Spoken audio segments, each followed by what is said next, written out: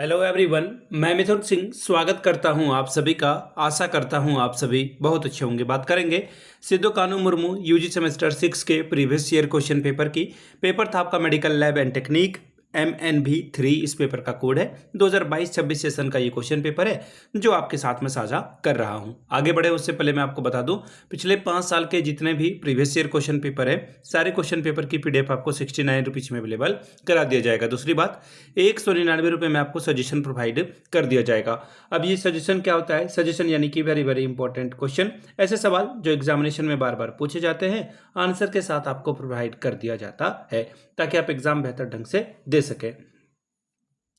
तो यहां से आप देख ले, मेरी ईमेल आईडी आपको दिख रही होगी yourmithunsingh@gmail.com पे आप मुझे मेल कर सकते हैं। इंस्टा पे अगर आप हो डू फॉलो मी @imithunsingh। बाकी आप मुझे व्हाट्सअप कर सकते हैं 7979054474 पे। तो चलिए मेडिकल लैब एंड टेक्निक वाले सवालों को हम लोग देखेंगे कि किस तरह का सवाल 2025 में पूछा गया था।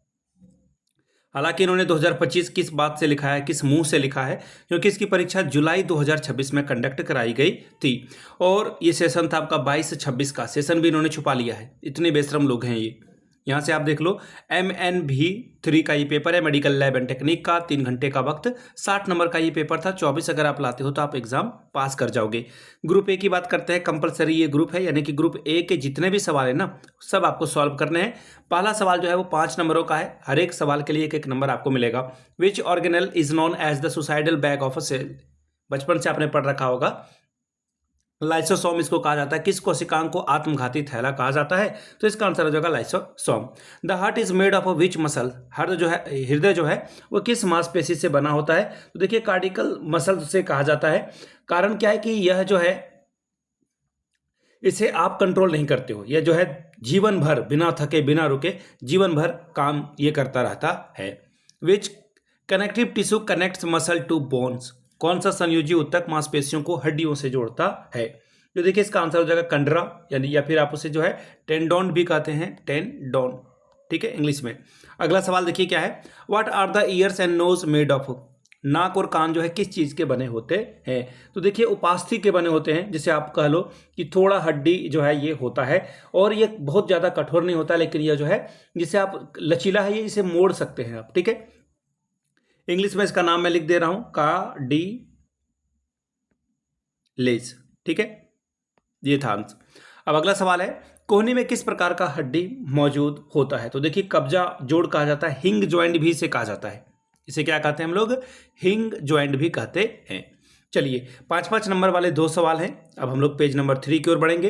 पहला है mitochondria structure and function. Mitochondria का संरचना और कार्य बताएं। अगला है neuron structure and function. Neuron तंत्रिका तंत्र का संरचना और कार्य क्या है बताएं। इसके लिए आपको 5 नंबर, दूसरे क्वेश्चन के लिए 5 नंबर मिलता। ग्रुप बी लॉन्ग टाइप के सवाल हैं, दीर्घ उत्तर वाले प्रश्न हैं। 3 सवालों का जवाब दें, 45 नंबर आपको यहां से मिलेगा।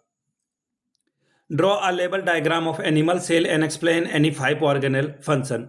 जंतु कोशिका एक सचित्र आरेख बनाएं और किन्हीं 5 अंगों के कार्यों की व्याख्या कीजिए। अगला सवाल है, what is tissue? Explain it's type. ऊतक क्या है? इसके प्रकारों की व्याख्या करें। छठवां सवाल, explain the nerve conduction with suitable diagram. उपयुक्त आरेख की सहायता से तंत्रिका चालन की व्याख्या करें। पेज नंबर 4 सवाल number 7, what are long bone short bone? यानी कि लंबी हड्डी और छोटी हड्डी क्या होती है बताएं।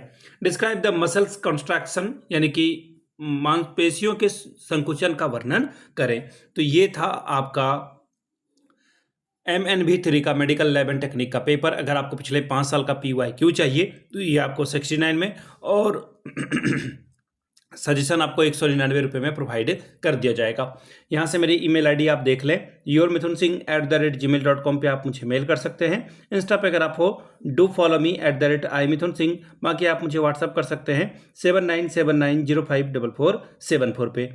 वीडियो को आपने यहाँ तक देखा, प्यार दिया, इसके लिए आप सभी का बहुत बहुत शुक्रिया। Have a good day.